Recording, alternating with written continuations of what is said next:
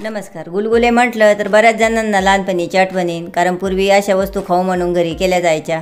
बाहेरून मार्केटमधून जास्त वस्तू आणत नव्हते. पण आताच्या मुलांना मात्र मार्केटमधल्या पॉकेटमधल्या वस्तू जास्त आवडतात. पण तुमच्याकडे छोटे मुलं असतील तर गव्हाचे पीठ आणि गूळ घालून असे गुलगुले नक्की करा. उन्हाळ्यात करा, पावसाळ्यात करा, हिवाळ्यात करा, केव्हाही करा. ते पौष्टिकच असतात. खायला खूप छान आणि मस्त लागतात. थंड झाल्यावरही छान लागतात, गरम गरमही छान लागतात आणि केल्यानंतर फ्रीजच्या बाहेर 2 ते 3 दिवस राहतात. पण इतके टेस्टी होतात की ते 2-3 दिवस राहतच नाही. मी हे कसे केले पाण्यासाठी, चला तर मग बघूया आजची रेसिपी. या ठिकाणी एक बाऊल घेतले पीठ भिजवण्यासाठी आणि त्यामध्ये मी 1.5 कप गव्हाचे पीठ घेतलेले. आता हे मेजरमेंटच्या कपने मी मोजून घेतले. असे कप जर नसेल तुमच्याकडं तर एखाद्या वाटीने मोजून घेऊ शकता तुम्ही. हे गव्हाचे पीठ मी चाळून घेतलेले. आता गव्हाचे पीठ मी 1.5 कप घेतले तर त्याचा निम्मा म्हणजेच पाऊण कप मी गूळ घेतलेला आहे. आता गुळाऐवजी तुम्ही साखरही घेऊ शकता आणि जास्तीचेच गोड खात असाल तर 1 कप भरून गूळ घेऊ शकता. मी हा गूळ छान असा बारीक करून घेतलेला आहे, म्हणजे पटकन पाण्यामध्ये विरघळेल. आता गूळ आपल्याला वितळून घ्यायचा आहे. त्यासाठी गरम पाणी वगैरे नाही तर रूम टेम्परेचरवरचे जे पाणी आहे ते पाणी यात टाकून दिले. गूळ बुडेल इतके पाणी टाकून दिले की मिक्स करून घ्यायचे आणि 5 ते 10 मिनटासाठी बाजूला ठेवून द्यायचे. बारीक करून घेतलेलं आहे म्हणजे छान लवकर गूळ विरघळेल यामध्ये. आणि खूप सारे पाणी नाही टाकायचे, थोडेसेच पाणी टाकून घ्यायचे. आता यावरती झाकण ठेवून देते आणि बाजूला ठेवून देते. या ठिकाणी मी एक खलबत्ता घेतला आणि त्यामध्ये 1 चमचा भरून पोहे खायचा जो चमचा आहे तेवढा चमचा भरून मी खसखस घेतली. 3 हिरव्या विलायच्या घेतल्या, ह्या सोलून घेते मी. आता 3 विलायच्या सोलून घेतल्या ते त्यामध्ये टाकून देते आणि विलायच्या सोलून घेतल्यानंतर जीवरची साल राहते फेकून नाही द्यायची. चहा पावडरच्या डब्यात टाकून द्यायची. चहामध्ये छान असा सुगंध येतो याचा. आता याला कुटून घेऊ. यामध्ये बरेच जण बडीशोपही टाकतात, पण माझ्या मुलाला बडीशोपची चव आवडत नाही म्हणून मी स्किप केली.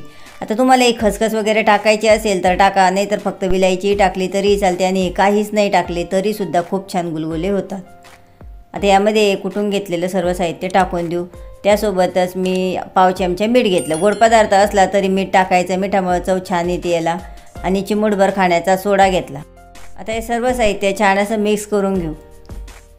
गूळ टाकणार आहे आपण, त्यामुळे जायफळ टाकायची. गुळाचा वापर असला गोड पदार्थात की थोडीशी जायफळ किसून घ्यायची, खूप छान आणि मस्त चव लागते.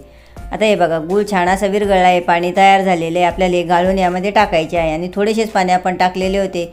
पीठ भिजवायला एक्स्ट्राचे पाणी जर लागले तर आपण नंतर नॉर्मल पाणी यामध्ये टाकून घेऊ शकतो. हे पाणी मी थोडे थोडे करून यात टाकते, 2दा करून टाकते. आता हे पीठ भिजवून घेते. छान असं मिक्स करून घ्यायचं. राहिलेले जे पाणी आहे ते सुद्धा टाकून घेते आणि हा थोडासा गोल जो राहिला यामध्ये पुन्हा डबल पाणी टाकून घेते, कारण आणखीन पाणी आपल्याला लागणार आहे. आता हे मिक्स करून घेते, पण हे हँड विस्परने काही छान असे मिक्स केल्या जात नाही. मी हातानेच मिक्स करून घेते. याची जी पीठ आहे चिकटलेली ते काढून घेते. आता हे बघा, हे जे शिल्लकचे पाणी केलेले होते डबल ते पुन्हा टाकून द्यायचे. गूळ मात्र आपण पाऊण कपच घेतलेला होता बरं का. आता पाणी थोडे थोडे करून का टाकले तर पतलं पीठ जर झालं तर गुलगुले छान असे फुगत नाही, चपटे होतात आणि नंतर ते पिचपिचे होतात, चांगले होत नाही. त्यामुळं फार पतलंही पीठ करायचं नाही आणि फार घट्टही करायचं नाही. मी आता हे छान असं मिक्स करून घेते आणि हे पीठ भिजवून घेते. हे बघा एकदम छान आणि मस्त हे पीठ भिजल्या गेलेले आहे. असे हे पीठ लागते, ना जास्त पतले ना जास्त घट्ट. चिकट होते हे पीठ थोडेसे, कारण यात गुळाचं प्रमाण असते जास्त. त्यामुळे आता मला हे मुरण्यासाठी ठेवून द्यायचे आहे. कमीत कमी 1 तासासाठी मी ठेवणार आहे.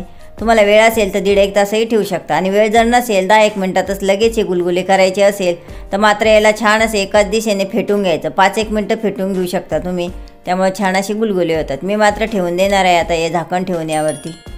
हे बघा जवळपास 1 ते 1.5 तास झाला पीठ आपण मुरण्यासाठी ठेवून दिलेले होते. असे पीठ मुरून नंतर त्याचे गुलगुले जर केले तर खूप छान आणि मस्त होतात.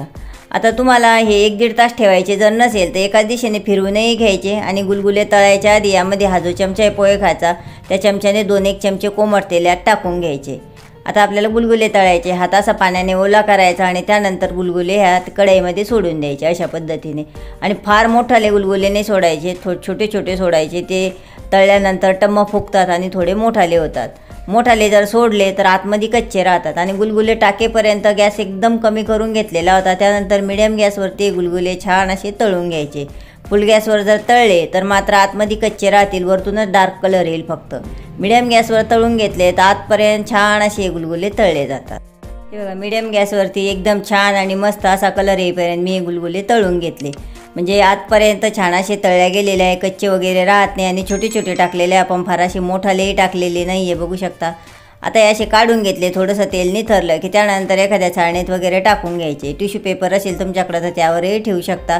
मग प्रत्येकाकडे टिश्यू पेपर राहत नाही, माझ्याकडेही नाही आहे, त्यामुळे मी ते चाळणीत टाकून दिले. हे बघा, अशा पद्धतीने ओला हात करून टाकून द्यायचे. 2-3 गुलगुले टाकले की त्यानंतर ओला हात करून असे गुलगुले तळून घ्यायचे. मी या ठिकाणी सर्व गुलगुले तळून घेतले, मीडियम आकारामध्ये केलेले. आता मी 1-2 गुलगुले तुम्हाला फोडून दाखवते. एकदम छान आणि मस्त असे जाळीदार झालेले आहे. एकदम छान आणि मस्त जाळीदार गुलगुले तयार झालेले आहे, कारण आपण याचं पीठ मुरवून घेतलं होतं. एकदम मस्त असे गुलगुले नक्की करा. घरामध्ये छोटे मुलं असेल, त्यांना गोड आवडत असेल, मोठा ले असेल किंवा त्यांना गोड आवडत असेल तर नक्की करा.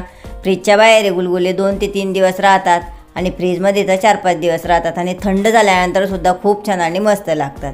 असे थोडेसे केले तर 2-3 दिवस राहतच नाही, ते त्याच दिवशी संपून जातात.